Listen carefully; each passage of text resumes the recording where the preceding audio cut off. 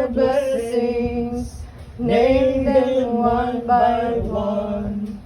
Count your many blessings, see what God hath done. Kana sa siguro kay Masih kita. gamar talaga. Proceed ta sa kuan, Lord Supper na ta.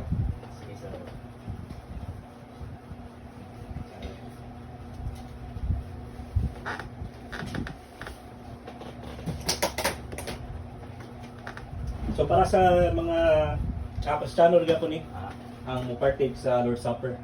Okay. Lord Supper, makita nato ni sa unang Korinto, versikulo 11, kapitulo 11, versikulo 20 hangtod sa 24 para sa breaking of bread.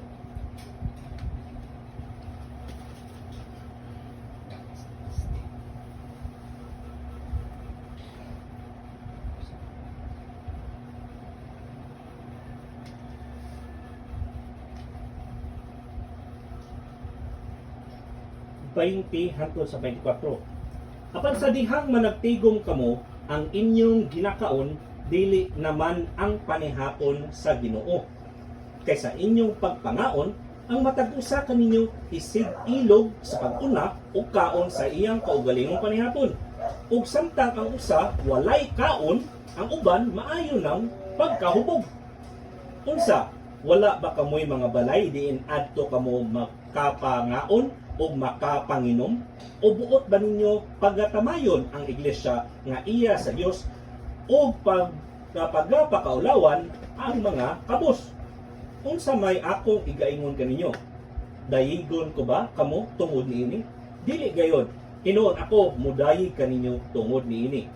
Kay gikan sa Ginoo na dawat ko ang gihatag ko usab kaninyo nga ang Ginoong Hesus sa gabi sa pagbudhi kaniya mikuhag tinapay o sa nakapasalamat na siya kini iyang gipikas-pikas ug niingon siya, kini mao ang akong lawas nga gipikas-pikas alang kaninyo, buhata ninyo kini sa paghandom kanako. Pasalamat kita sa aning bread. Salamat Amahan, salamat Ginoong Jesucristo sa unleavened bread nga gihatag nimo kanamo nga makaambit kami sa balaang panihapon. Kami buhat niini dili alang-alang para sa pagkaon sa among tiyan, kundi sa paghinumdom sa imong kamatayon alang kanamo ug isip kami nga imong niluwas parte na o membro sa imong lawas nga mao ang iglesia o ang Church of Christ, isip mga niluwas ng mga tao.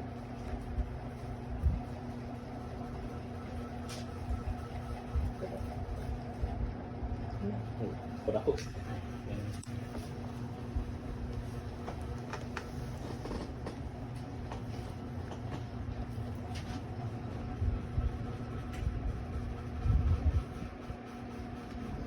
Langon, usap ng mayo.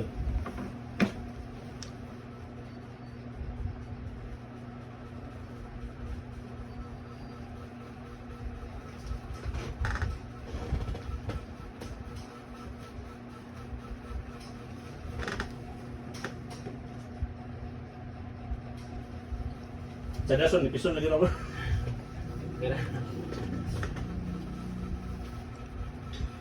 Para sa tosa. Eh, usap.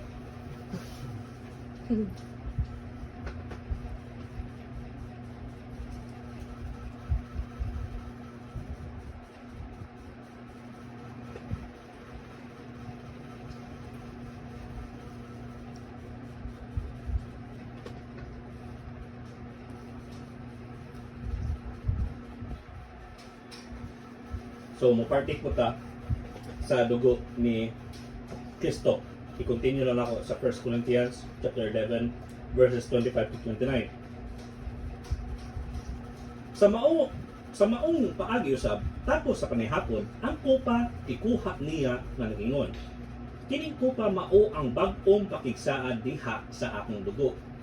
Buhatan ninyo kini sa matag inom ninyo niini sa paghandom kanako. Kaysa matagkaon ninyo niini tinapay o matag inom ninyo niini kupa, ginasangyaw ninyo ang kamatayon sa Ginoo hangtod sa iyang pag-anhi.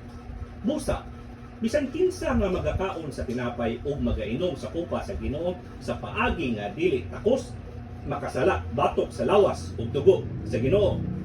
Apan ipasusi sa matag usa ka tawo ang iyang kaugalingon ug unya pakan-a siya sa tinapay ug paimna siya sa kupa. Kay bisan kinsa nga magakaon ug magainom sa walay pagpakaila sa lawas sa Ginoo, nagakaon ug nagainom siya sa hukom sa silot alang sa iyang kaugalingon. Magpasalamat kita sa dugo sa Ginoo sa kupa.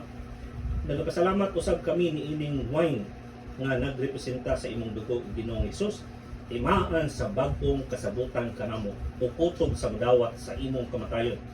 Kami mag-aambit sa pagdanak sa imong dugo kay tungod sa imong halamdong dugo na banlasan ang among tanang kasalanan o kami nalimpyo na tungod sa imong sakripisyo o Dios. Kami magahinumdum kayo sa imong pagpakamatay hangtod sa imong pagbalik dinhi diri sa kalibutan sa ikaduhang higayon o amo ang Ginoo.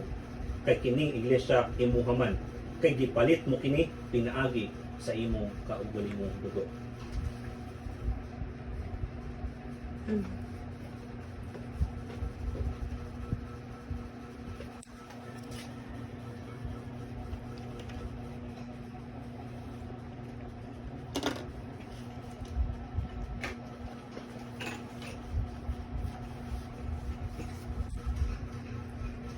Sige ba, last of mga worship song is Trust and Obey. Barong lang tata. Sige, ganyan pa lang sa pagbarog niya. Okay. So we're going to have the last song for The after and band is closing prayer. Okay, sige. So, karon no, pagkakantaon naton ang Trust and Obey, before kita magtiklob sa aton nga pagkapanibawan sini nga Domingo.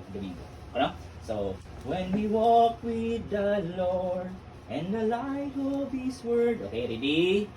Sing.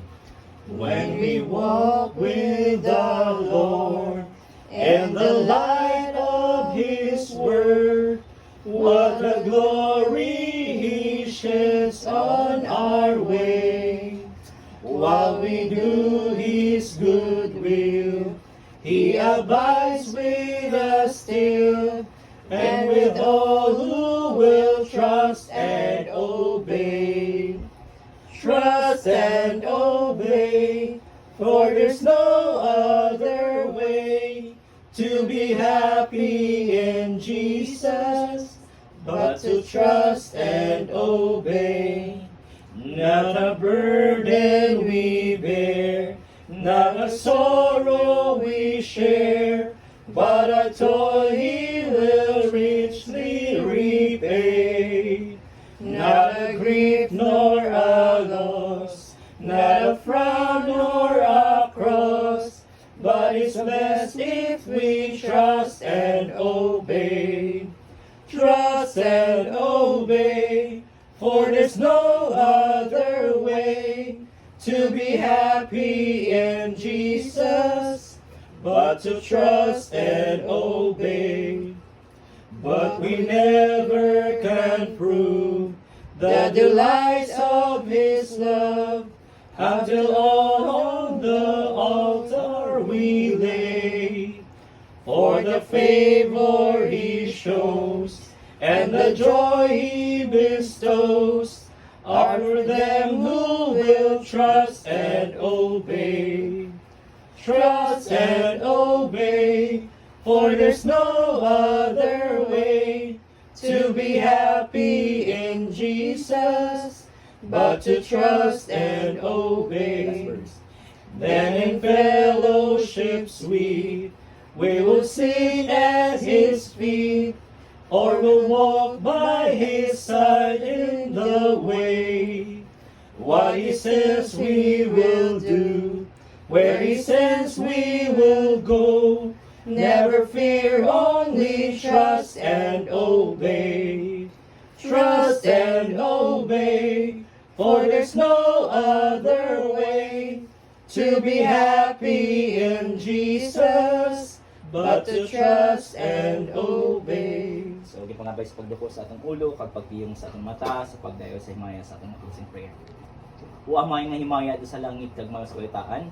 Kapasalamat kami sining adlaw nga kami nagatigom sa tatagtagsa sa akong kauturan kag higala sa pag-attend sa sining panimbakang Ginoo. Nga may Pagginoo ang katatagsa nga pulong nga nadungog magasulod silang kasing-kasing huna-huna kag ipakunsan mo yung mga balaang espiritu nga kami magapadayon sa tatagtagsa Ginoo. Gabay Pagginoo ikaw gyapon magaubay sa tatagtagsa sa mua nga kami maging maayo kag maayo nga pagkatuto mangtutuo dira sa imo atabon Ginoo. Gamay Pagginoo ikaw gid magatandog sa amon nga tigipustuon nga kami magapadayon dira sa imong amahan. Kag amo man Ginoo, gapasalamat mo kami sa tatagtagsa nga ginhatagan mo sang bag-ong kabuhi kag sa mga grasya nga ginhatag mo sa tatagtagsa nga kauturan kag higalaan namo sini nga Domingo Ginoo. Gabay Pagginoo ikaw gigapon magapadayon kag magatuy-tuy sa imong balang espiritu nga kami magadumdum dira sa imong atubangan Ginoo. Kagabay Pagginoo sa pag-uli man karon namon sa akon kauban, ikaw nun maga-bless kag maga-ubay sa amon nga hindi kami masandad sa malauton nga butang diri sa kalibutan. Kabalo kami Ginoo, ikaw lang gid ang Dios nga among ginasaligan kag wala na sa uban pa Ginoo. Ikaw ang Dios nga among ginakilala kag wala na sa uban. Ginoo ikaw maga-bless ini nga balayong puanan sila ni Brad Anthony kag sa bago na higala nga ikaw man magatuy-tuy kag magapabakod pagit sa pagtuo dira sa imo atubangan Ginoo. Kabalo kami Ginoo, ikaw lang amon mga sandigan kag wala na sang uban pa. Ka ikaw ang Dios nga amon gagahatag sang gabay sa amo Ginoo. Kay Ginoo, bago kami magatapos sining kadomingon sining balayong puanan, ikaw gyapon tandog sang balang magahatag kag magakunsad sa imong balang espiritu nga kami maganahuna-huna kag padayon ra sa imong atubangan Ginoo. Kung wala kas ni kalibutan, wala man kami Ginoo. Kung inaamay, akong ginabalik kag ginapasalamatan sa imong anak nga si Kristo manluwas. Amen. Amen. May bundag. May buntag. May buntag.